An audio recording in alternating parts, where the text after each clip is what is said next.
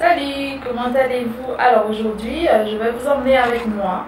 On va faire un petit vlog, un petit tour au salon du chocolat qui aura lieu à Porte de Versailles au Parc des Expos, je crois. Donc aujourd'hui, c'est le dernier jour, mercredi.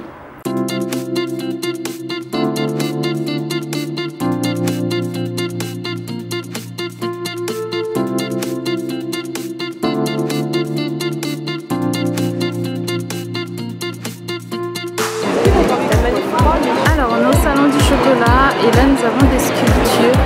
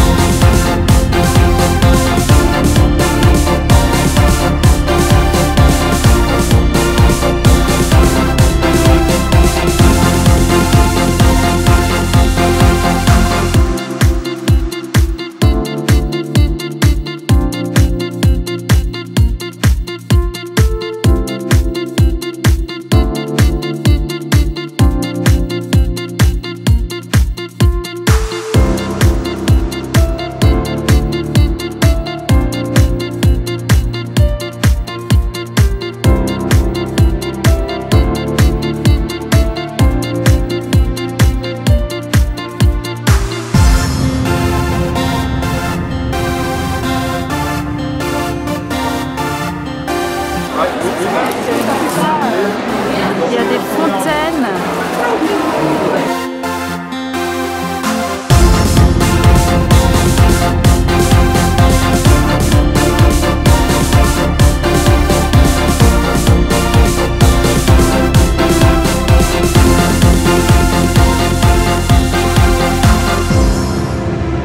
Je me prends un chocolat chaud chez Super White Coffee.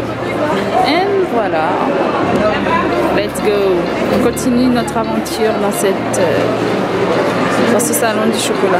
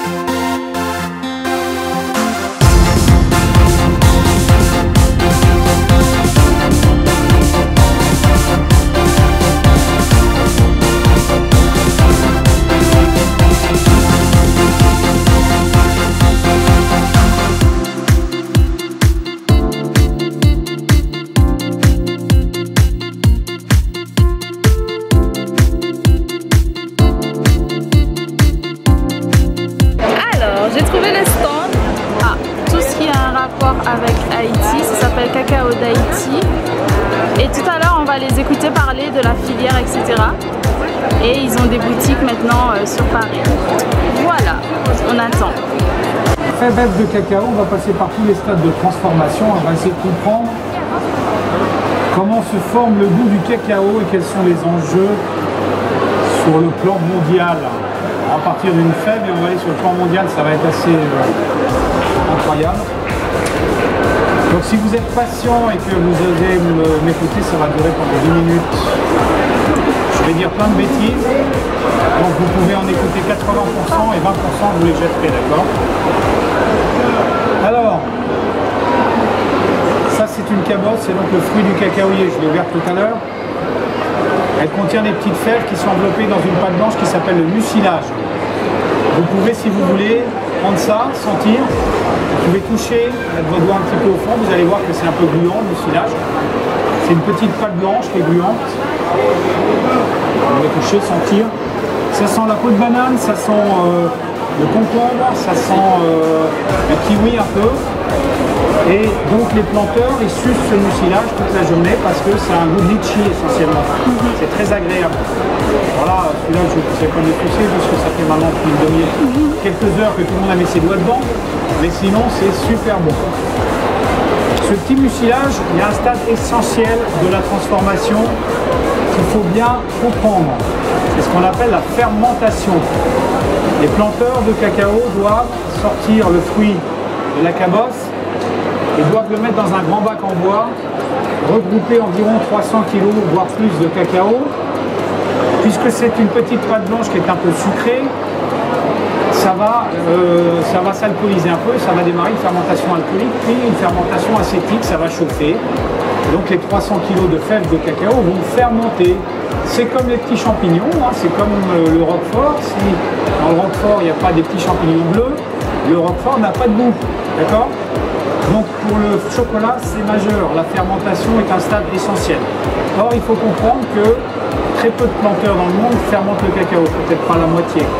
Pourquoi? Parce qu'en fait, pour fermenter, si chaque petit planteur qui est isolé ramasse son cacao, il essaie de faire de la fermentation, il ramasse 20 kg de cacao par jour, il ne peut pas faire fermenter 20 kg, c'est trop petit pour que ça fermente.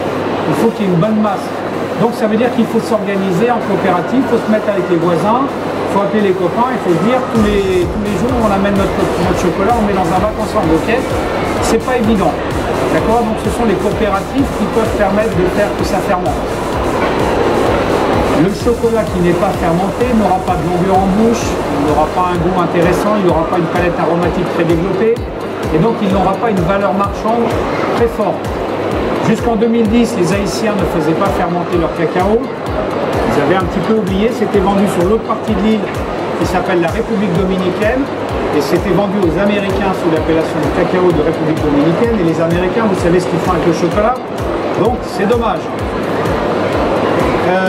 Le conseil départemental des Hauts-de-Seine a réorganisé la filière dans le nord d'Haïti, à Cap-Haïtien. 3500 planteurs regroupés dans cette coopérative. On leur a réappris à s'organiser en coopérative et à démarrer la fermentation. Le chocolat a été vendu 70 centimes il y a 10 ans de ça. Aujourd'hui, la fête de cacao qui arrive ici est vendue 3,50 € le kilo. Elle est labellisée équitable et bio. Autant dire que ça a changé le niveau de vie des planteurs de cacao dans cette coopérative.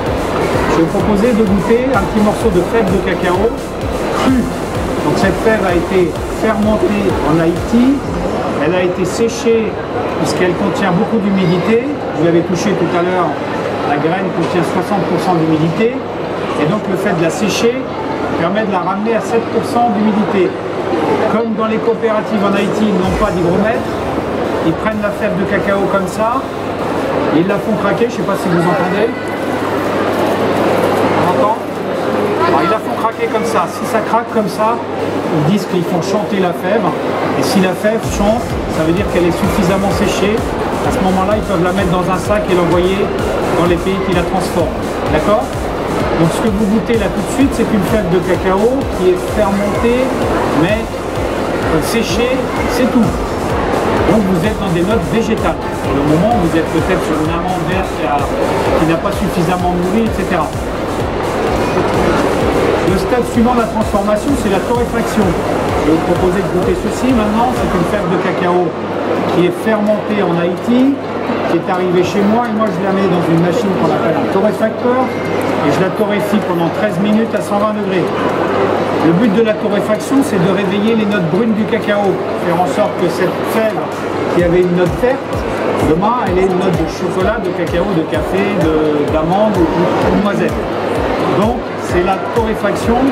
Également la fève va passer de 7% d'humidité à 2,5%. Donc on aura plus de facilité aussi à enlever la peau. On peut la craquer plus facilement et la peau va disparaître aussi plus facilement. Donc j'espère que vous sentez que une fois qu'elle a été torréfiée, il y a un petit goût qui est un peu différent, on est un peu plus dans du café ou quelque chose comme ça. Je vais passer sur votre... Est-ce que je vais mettre dans l'appareil après? Dans cette petite graine que vous venez de manger, il y a à peu près 50% de matière sèche. Parce que M. Van Houten achète de la fève de cacao, il achète 1 kg de fève de cacao et il récupère 500 g de poudre de cacao qu'il vous met dans une boîte pour votre petit déjeuner. De l'autre côté, il récupère également ce qu'on appelle la matière grasse du chocolat, c'est le beurre de cacao. Donc, comme vous êtes curieux et que vous êtes arrêté devant moi, vous allez avoir la chance de goûter ce délicieux beurre de cacao et on va essayer de voir qu'est-ce qu'on peut faire avec la matière grasse du chocolat. Merci. Alors les premiers qui me goûtent ne font qu'une grimace ni aucun commentaire, de façon à ce que ceux qui sont à la fin veulent bien également essayer de vivre cette grande expérience.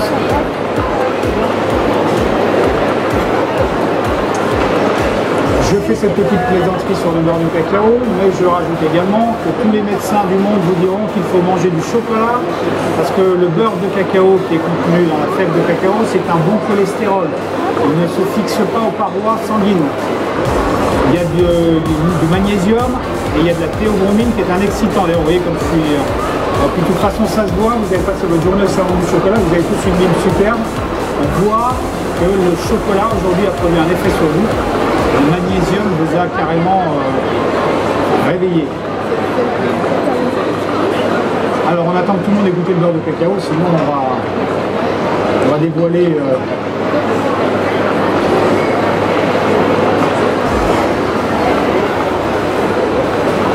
Voilà, lorsque tout le monde aura mis un petit morceau de beurre de cacao dans sa bouche, il aura pu constater combien ce produit est délicieux, n'est-ce pas? Qu'est-ce qu'on en dit? Ça n'a pas de goût. Ça n'a pas de goût. C'est gras. C'est gras. Un petit peu comme si vous aviez mangé une cuillère d'huile qui a figé. D'accord? Qu'est-ce qu'on fait avec ce beurre de cacao qui n'a pas de goût et qui est gras? On fait deux choses. On fait des cosmétiques. Et on vient de manger un morceau de stick à lèvres. Ah, voilà. On a aussi l'idée de mélanger cette matière grasse qui n'a pas de goût avec du sucre et de la poudre de lait et de fabriquer du chocolat blanc. Alors je le fais sans regarder.